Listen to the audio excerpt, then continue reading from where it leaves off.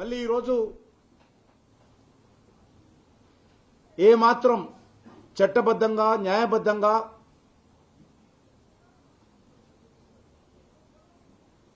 అమలుకు నోచుకోలేనటువంటి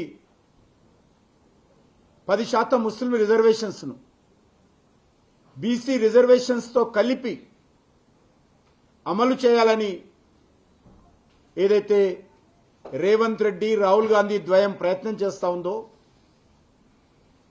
ఇది బీసీలకు అన్యాయం చేసే విధంగా ప్రయత్నం చేస్తా ఉంది. గతంలో మనకు తెలుసు జీహెచ్ఎంసీ ఎన్నికల్లో 34% బీసీ రిజర్వేషన్స్ అమలు చేసినటువంటి చరిత్ర గతంలో జరిగింది. మళ్ళీ ఈరోజు ఏదైతే మీరు 42% చెప్తా ఉన్నారో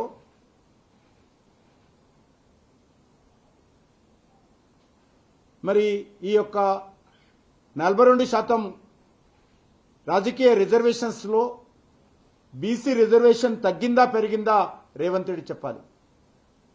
గతంలో ఇదే హైదరాబాద్ నగరంలో 150 మున్సిపల్ డివిజన్స్ ఉంటే కార్పొరేషన్లో జీహెచ్ఎంసీలో 50 డివిజన్స్ బీసీలకు రిజర్వేషన్ చేయడం జరిగింది. మరి టీఆర్ఎస్ పార్టీ ఆ రోజు బీసీలకు అన్యాయం చేసింది. అంతకుముందు కాంగ్రెస్ పార్టీ ఆ 50 బీసీ సీట్లలో 30 సీట్లు బీసీయేతరులు గెలిచారు, మజ్లిస్ పార్టీ వాళ్ళు గెలిచారు.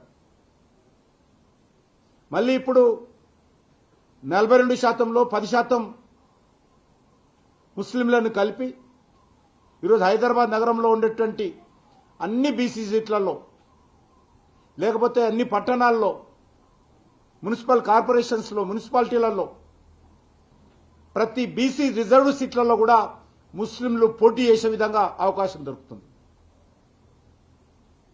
ఇది ముస్లింలకు లబ్ధి చేకూరుతుందా లేకపోతే ఏ సామాజిక వర్గం పేరుతో మీరు రిజర్వేషన్స్ తీసుకొస్తున్నారో ఆ బీసీలకు న్యాయం జరుగుతుందా ప్రభుత్వం చెప్పాల్సినటువంటి అవసరం ఉంది.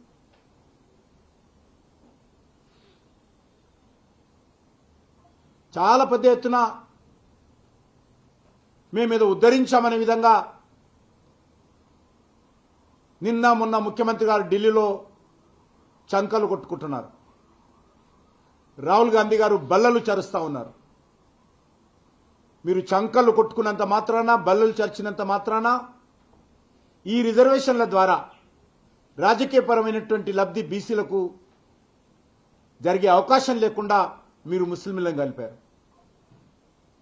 ఓ కాలంలో హైదరాబాద్ నగరంలో 34% రిజర్వేషన్ బీసీలకు చట్టబద్ధంగా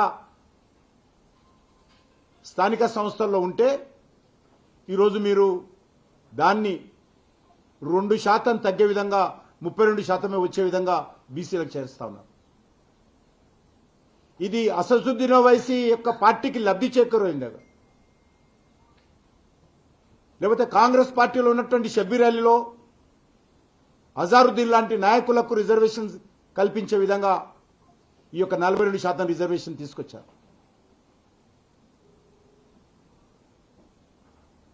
ఈరోజు వేల కోట్లకు పలగడొచ్చినటువంటి అసదుద్దీన్తో సామాన్య బీసీ సామాజిక వర్గాల నుంచి వచ్చినటువంటి వ్యక్తులు ఏ రకంగా ఎన్నికల్లో తట్టుకుంటారో